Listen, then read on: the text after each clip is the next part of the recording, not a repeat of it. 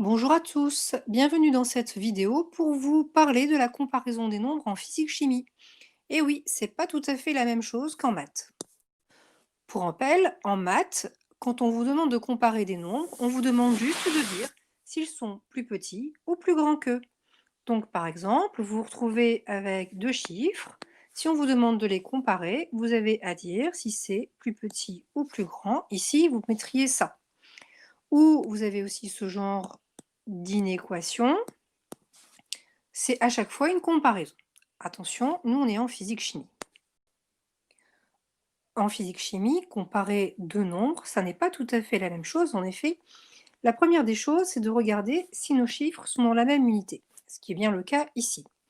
Ensuite, ce que l'on doit faire, c'est dire combien de fois un nombre est plus petit ou plus grand que l'autre.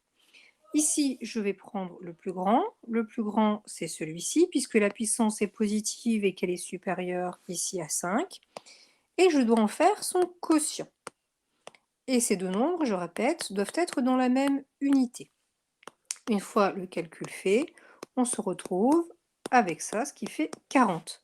La conclusion, c'est que le chiffre 8 10 puissance 6 mètres est 40 fois plus grand que 2 fois 10 puissance 5 mètres. Voilà ce que l'on attend de vous en physique-chimie.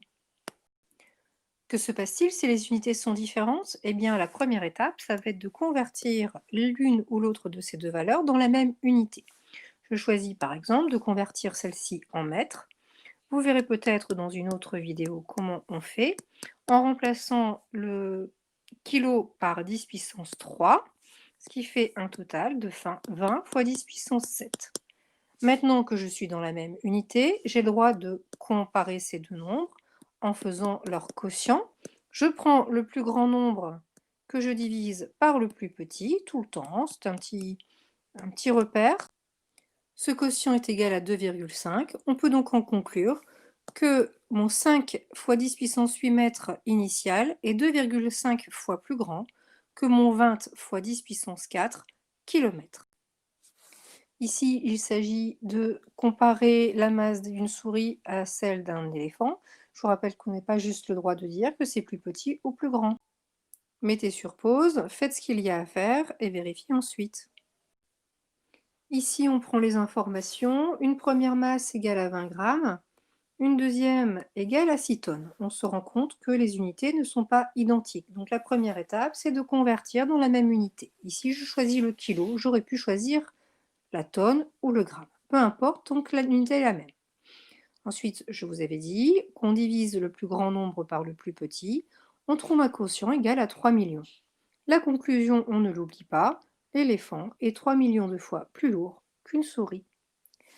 Voilà pour l'exercice. Si je résume, pour pouvoir comparer deux nombres en physique, il faut d'abord s'assurer que les unités des deux grandeurs soient les mêmes, éventuellement convertir. On divise ensuite la plus grande valeur par la plus petite et on n'oublie pas de donner sa réponse finale en disant que le plus grand est x fois plus petit que l'autre. À bientôt!